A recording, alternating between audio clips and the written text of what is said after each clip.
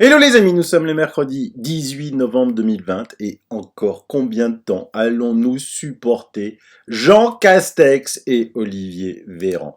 Ces personnes sont des incompétents notables. Moi quand je vois Castex dire que après le confinement des dispositions de freinage perdureront, mais il se base sur quoi pour parler ce garçon?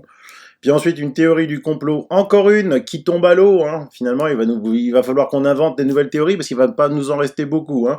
Isolement obligatoire des cas positifs. Je ne suis pas rétif à ce que cette question soit sur la table, propose Jean Castex. Il rappelle que la loi ne permet que le volontariat. Une éventuelle évolution ne se ferait que sous le contrôle d'un juge constitutionnel. Ah bah tiens, il aimerait bien mettre les gens comme dans des camps de concentration. Mais c'est qui ce type? Je lui rappellerai quand même que le Parlement européen le 13 novembre 2020, a pris des résolutions sur les restrictions et a demandé aux États de freiner. Je vous laisse le texte. Hein. Invite les États membres à envisager de sortir de l'état d'urgence et de limiter son incidence sur la démocratie, l'état de droit et les droits fondamentaux. Mais ça, Castex, Véran, Macron, ils savent plus du tout ce que c'est avec un parlement de godillots aux ordres. Il convoque des séances à l'Assemblée nationale à la va-vite où il y a une trentaine de députés qui font des lois et ils disent le Parlement qu'il faut arrêter de faire cela. À remédier au recours excessif à la législation accélérée ou à la législation d'urgence, problème qui a déjà été soulevé par la Commission dans son rapport 2020. À examiner la manière de garantir plus efficacement le rôle central des parlements dans les situations de crise et d'urgence, en particulier leur rôle de suivi et de contrôle de la situation au niveau national. À prendre en considération l'avis de la Commission de Venise qui estime que les parlements doivent tenir leur session plénière et qui ne devraient pas autoriser le remplacement temporaire de députés ni réduire leur présence même de manière proportionnelle. On est en 2020. Il nous casse les bonbons avec la 5G. Macron dit qu'on est des amiches s'il n'y a pas de la 5G. Et vous savez pas faire des votes à distance, les gars? Non, il faut faire des votes où les députés doivent être présents, mais avertir à 18h pour une séance à 21h, c'est ça. Ensuite, il dit que son objectif, c'est d'abord d'éviter les morts et ensuite de maintenir l'économie. Non, non, non. Non, tu fais des morts, là. Tu fais pas des morts. Tu fais des morts. Castex, tu comprends rien. En plus, il a dit hier devant l'Assemblée nationale à Martine Vonner qu'il n'y avait aucun traitement. Donc ce Premier ministre est menteur et incompétent. Parce que le livre de Christian Perron, il l'a lu. Il l'a lu. Et ça suffit maintenant. Alors maintenant, vous avez M. Véran qui se la ramène. Nous voulons éviter une troisième vague qui serait une vague de la santé mentale. Moi, j'ai la solution pour l'éviter, Olivier Véran. Démissionne. Toi et Castex, vous allez voir, on va se sentir immédiatement bien mieux. Hein. Et ils disent, il y a des suivez Philippe Erlin, il dit dans un article de l'Opinion, café, bar, restaurant pourraient ne pas rouvrir avant le 15 janvier ou le 1er février. Sur 200 000 restaurants en France, 65 pourraient faire faillite.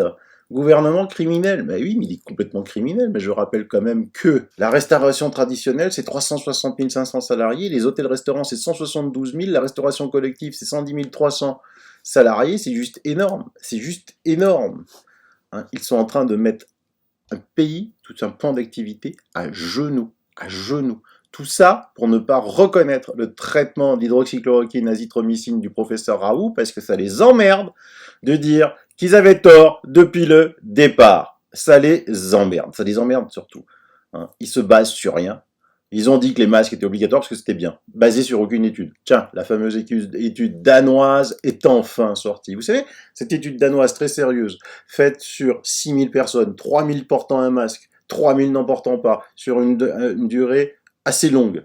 Le résultat, elle est sorti. Alors je vous rappelle d'abord que cette étude, aucune revue ne voulait la publier. The Lancet n'a pas voulu la publier. Alors que le Lancet, au mois de mai, en 2 jours, a publié une étude faite par 4 pingouins d'une société Surgisphère qui est surgie de nulle part, portant sur une méta-analyse de 96 000 personnes. Rien qu'à lire le nombre, on savait tout de suite que c'était pipeau. Où ils ont été trouvés 96 000 cas de Covid. Où étaient-ils trouvés? Avec des chiffres effarants, 25% de taux de mortalité. Où ils ont été trouvés ça? Comment le Lancet, qui n'est pas encore... Pourquoi le responsable du Lancet n'est pas derrière les barreaux à l'heure à laquelle je vous parle? Pourquoi ceux qui ont publié cette étude ne sont pas derrière les barreaux? Pourquoi ceux qui ont commandé cette étude ne sont pas derrière les barreaux? Qu'est-ce qui se cache? Et donc, cette étude danoise, je la vous mets dans les liens, eh ben, elle est sortie, elle est sans appel, sans appel. Il n'y a aucune incidence entre le port du masque et le non-port du masque sur l'infection au SARS-CoV-2. Par contre, il y a une incidence sur les infections dans le groupe qui portent des masques. Ben oui, parce que c'est pas aussi anodin que vous voulez nous le faire croire de porter des masques, on vous l'a déjà montré, les analyses. Faites porter un masque à quelqu'un, faites-le analyser en fin de journée dans un laboratoire compétent à trouver les champignons, les bactéries qu'il y a dedans. Vous allez voir. Voilà, pas un masque qui est enlevé toutes les 2 heures dans une salle d'opération. Non, non, les masques que la grande majorité des Français portent, qu'ils mettent dans la poche, qu'ils mettent dans le sac à main, qu'ils attachent au rétroviseur de l'intérieur de la voiture. Donc ça suffit. Ça laisse dire au docteur Jean-Paul Faure, imaginez simplement que la méthode Raoult était appliquée comme à l'IUHI dès le départ sur toute la France. 1% de décès au lieu de 17%.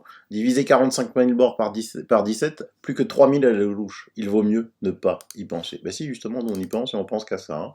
Et Castex dit qu'il faut protéger les vieux, alors que son prédécesseur, Édouard Philippe, et son ministre de la Santé actuel, ont signé un décret d'euthanasie, de tuer en EHPAD.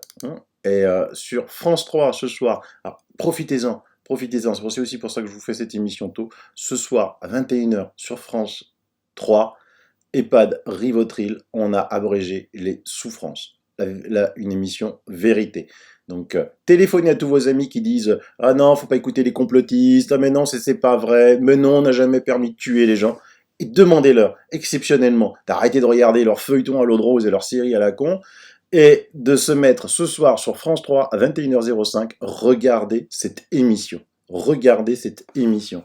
En leur disant que ça peut peut-être les concerner un jour avec ce gouvernement de psychopathes. Tout ça parce qu'ils ne veulent pas donner raison au professeur Raoult, qui a dit ce matin « Je crois que notre pays n'a pas géré cette maladie comme une maladie, mais comme une affaire purement politique. » Et il a dit que pour lui, à ce jour, le vaccin, c'est de la science-fiction. Et donc, j'ai rajouté dans mon Twitter, il a dit ce que j'ai dit dans mon émission du 11 novembre. N'ayez pas peur du vaccin, c'est de la science-fiction. La preuve, vous savez que Pfizer avait annoncé la sortie de son vaccin à 90% d'efficacité. L'action, évidemment, est montée en flèche. D'ailleurs, pas que cette action-là, toutes les bourses mondiales sont montées en flèche. Le président de Pfizer a vendu ses actions, mais je vous l'avais expliqué, il ne peut pas les vendre le jour même. Ça veut dire que ça avait été anticipé. Il savait qu'il allait faire cette annonce ce jour-là. C'est un délit d'initié. Lui aussi devrait être derrière les barreaux. Ensuite, les Russes ont annoncé que leur vaccin avait une efficacité de 92%. Mais le vaccin russe, personne n'en parle. Posez-vous la question, pourquoi le vaccin russe, personne n'en parle. Aujourd'hui, j'ai entendu que Netanyahou, en Israël, faisait des pourparlers avec Poutine pour acheter le vaccin russe, parce que c'est à base de adénovirus affaibli, celui qui donne le rhume.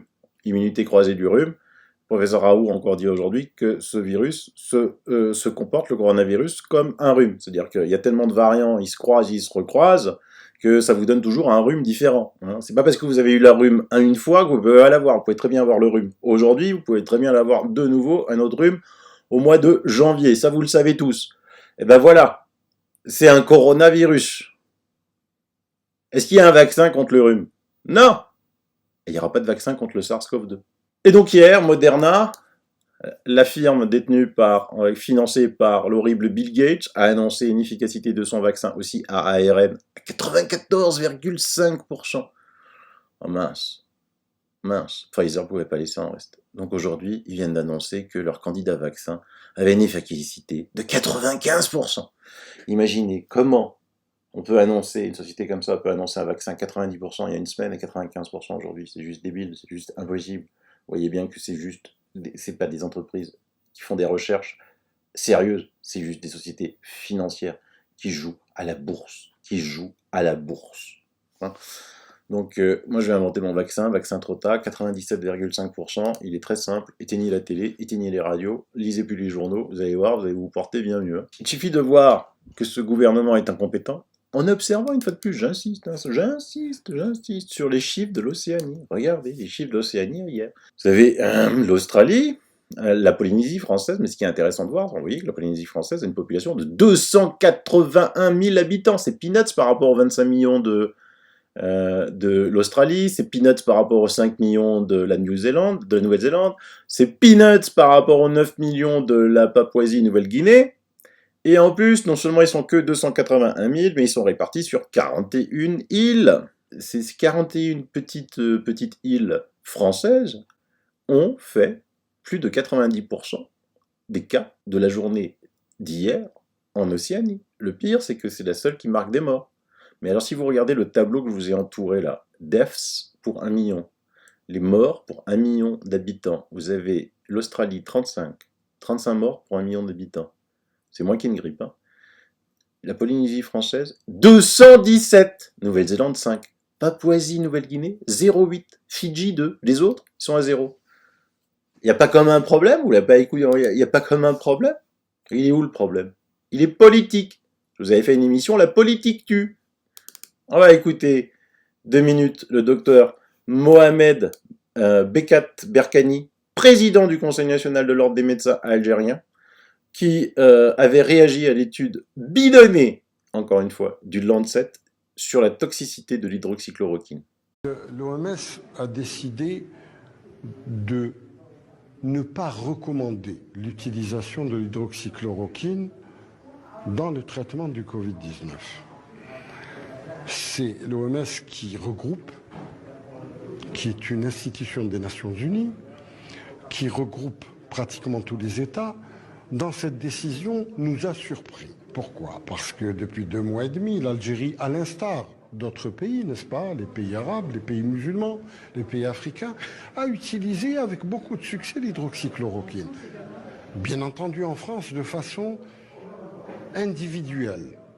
Il y a des contradictions qui sont entre personnes, entre clochers, entre chapelles en France qui ne nous intéressent pas. Pour des impératifs de santé publique en Algérie, nous avons utilisé avec beaucoup de succès. La preuve en est, c'est que nous n'avons pas recensé un cas de gravité suite à l'utilisation. Bien au contraire, tous nos malades sont sortis guéris des hôpitaux. Par conséquent, il ne nous intéresse pas de faire dans un débat de combat d'arrière-garde. Il est carrément curieux qu'à la fin de l'épidémie, n'est-ce pas, nous nous dirigeons vers l'infection de la fin de l'épidémie, qu'il y ait ce type de recommandations, et qui plus est, nous avons des réflexions autres qui cachent d'autres desseins. Nous ne voulons pas rentrer dans ce débat. Vous restez prudent, ce genre de recommandations? Ce genre de recommandations, on les prend en compte, mais seulement pour nous, ce qui compte, c'est le fait que nous avons déjà traité et que les résultats sont là. On en déduit, comme il a dit, que l'hydroxychloroquine est raciste, toxique en France, inoffensif en Afrique. Mon Dieu, mais qu'est-ce qu'il raconte, ce médecin? Bah écoutez, regardez quand même. Je vous rappelle que, comeback, février, mars, on avait annoncé la catastrophe sanitaire en Afrique. Catastrophe sanitaire. Je vous ai montré de ces émissions-là, vous pouvez retrouver des articles, vous allez sur Google, Ecosia, hein, pas Google, et vous cherchez catastrophe sanitaire annoncée en Afrique. Bien, à ce jour, l'Europe, beaucoup moins peuplée que l'Afrique, hein, il y a 335 000 morts. France, 46 273. Vous retenez ce chiffre? 46 273. Décès par million d'habitants, France, 708. 708. Bien. Allons en Afrique. Total de l'Afrique, 1,5 milliard d'habitants, 48 160 morts. C'est-à-dire presque autant que la France, pays de 66 millions d'habitants. À noter que près de 40% des morts sont, vous voyez juste en dessous, en Afrique du Sud. 20 000 morts sur les 48 000 du continent africain. Pourquoi? Parce que l'Afrique du Sud est le seul pays du continent africain à avoir interdit, devinez quoi, l'hydroxychloroquine. Maintenant l'Algérie, puisqu'on a entendu ce professeur, 2206 morts sur une population de 44 millions d'habitants. Ça veut dire que c'est une mortalité de 50 pour 1 million d'habitants, contre 708 pour la France, soit 14 fois moins.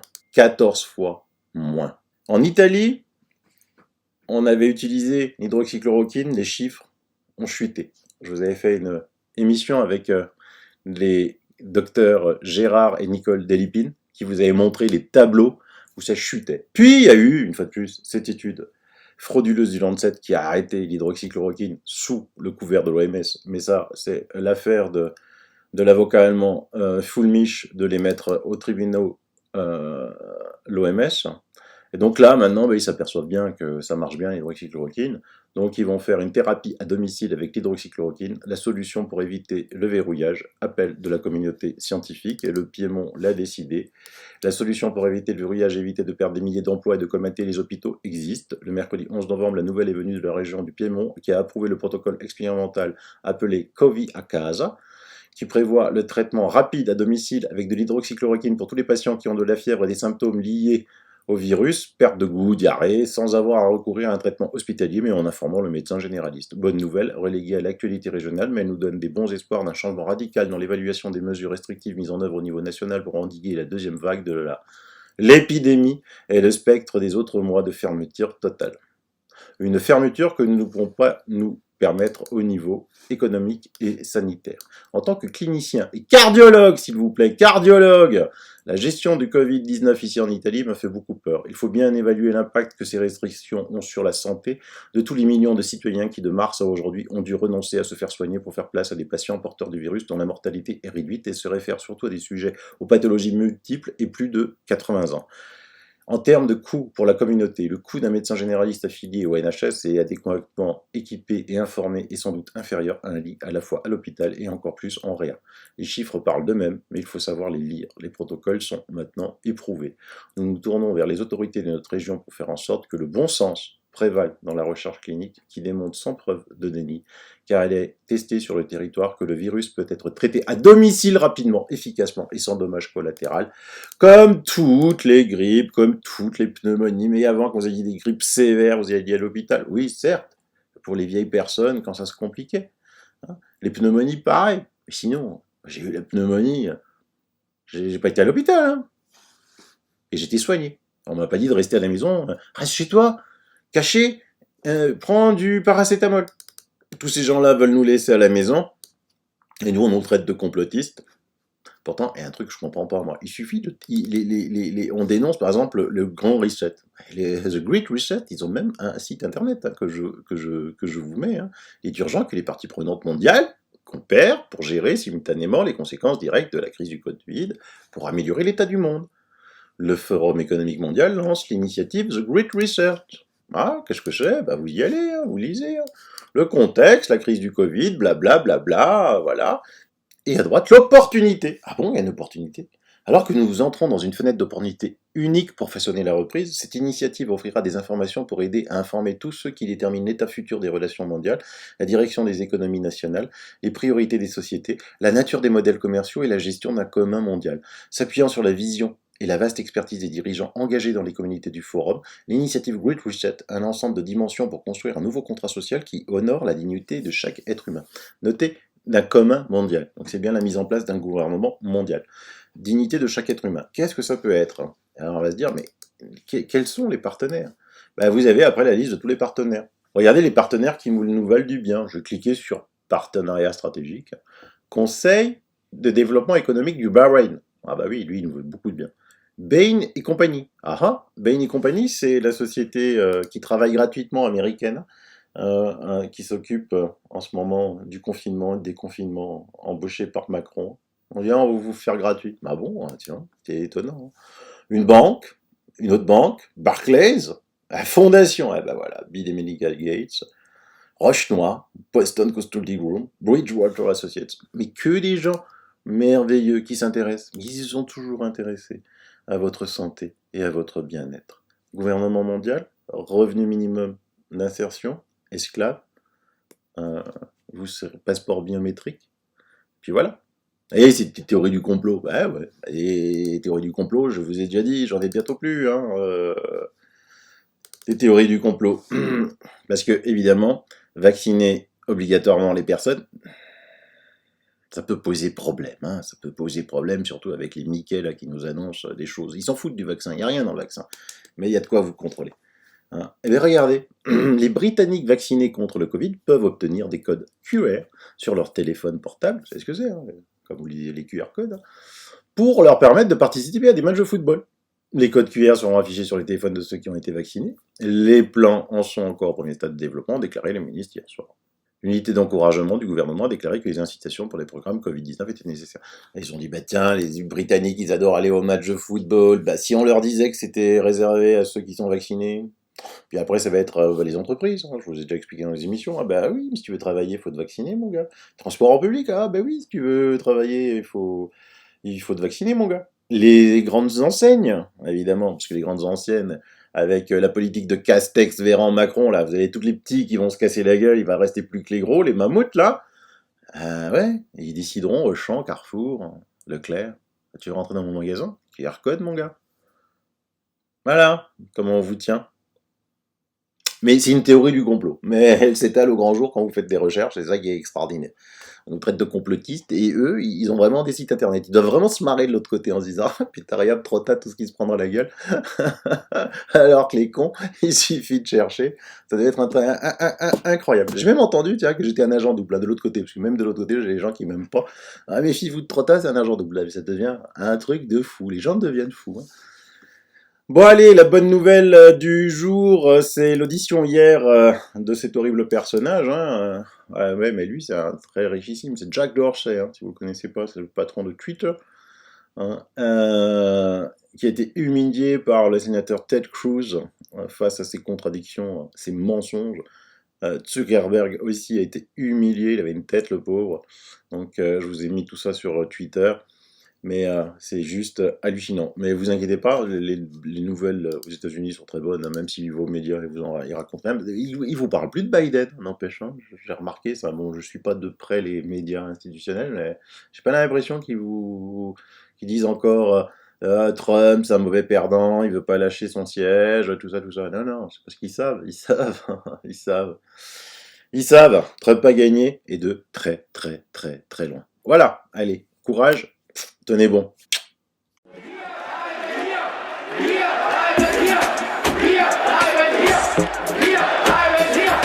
15.000 Leute sind angeblich hier und angeblich aufgelöst.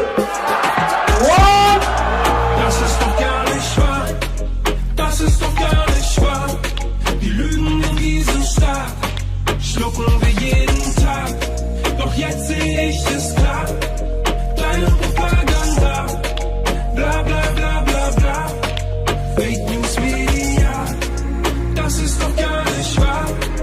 Das ist doch gar nicht wahr. Die Masse, sie folgt wie ein Schaf. Die Freiheit dreht sich im Grab. Doch der Widerstand ist da. Alla Che Guevara. Komm, sprecht es mir nach. Fake News Media. Dein Bildschirm ist wie eine Hypnose. Gehirn aus wie bei einer Narkose. Die Inszenierung einer Katastrophe. Ein Feindbild, so wie der Franzose. Dein Bildschirm zeigt dir, wie die Welt ist. Die Zahl schockt, auch wenn sie gefälscht ist. Das Bild wirkt, auch wenn es gestellt ist. Newsflash, Tausenden gefällt es. Dein Bildschirm wiederholt das Mantra. Bedrohung unaufhaltsam wie ein Panzer. Und alle lauschen sie jetzt diesem Mann da. Stopfen ihre Backen voll wie Hamster. Dein Bildschirm sagt dir, wer der Feind ist. Stay home, ruft die Bullen heimlich. Billionen für die Wirtschaft, sei nicht kleinlich. Und wer was anders sagt, der wird gesteinigt. Dein Bildschirm blickt in deine Seele. Dein Führer gibt dir die Befehle. Déjà-vu, was für eine Szene. Die Freiheit in der Quarantäne. We are at war. Wir sind im Krieg. Weil der so sehr auf unser gemeinsames, solidarisches Handeln ankommt. Das ist doch gar nicht wahr. Das ist doch gar nicht wahr. Die Lügen in diesem Staat schlucken wir jeden Tag. Doch jetzt sehe ich es klar, so klar. Deine Propaganda, bla bla bla bla bla. Fake News Media, das ist doch gar nicht wahr. Das ist doch gar nicht wahr. Die Masse, sie folgt wie ein Schaf. Die Freiheit dreht sich im Grab. Doch der Widerstand ist da. Alla Che Guevara. Komm, sprecht es mir nach. Fake News Media. Wir sind in einem Krieg um unser Klima. Doch ihr kämpft um Exporte gegen China. Wir sind in einem Krieg gegen die Armut. Doch ihr kämpft gegen Flüchtlinge in Kanus. Wir sind in einem Krieg um Weltfrieden. Doch ihr baut die Raketen, die sie schießen. Wir sind im Krieg um eine bessere Ernährung, doch ihr verbreitet diese Scheiße in der Werbung. Wir sind im Krieg gegen Hetze und Hass, doch ihr macht euch Sorgen wegen dem DAX. Im Krieg gegen Suizid und Depression, doch ihr macht mit Pharmazeutika Millionen. Wir sind im Krieg gegen mächtige Konzerne, doch ihr lasst euch auszahlen 5 Sterne. Wir sind im Krieg gegen Kindesmissbrauch, doch reden Kinder seid ihr ziemlich oft taub. Wir sind im Krieg gegen Ungerechtigkeit, doch ihr wollt, dass es ungerecht bleibt. Wir sind im Krieg gegen tägliche Gewalt, doch das Schicksal dieser Menschen lässt euch kalt. Wir sind im Krieg gegen Diskriminierung, doch das interessiert nicht die Regierung. Wir sind im Krieg gegen Manipulation, Fake News machen dich zu einem Klon.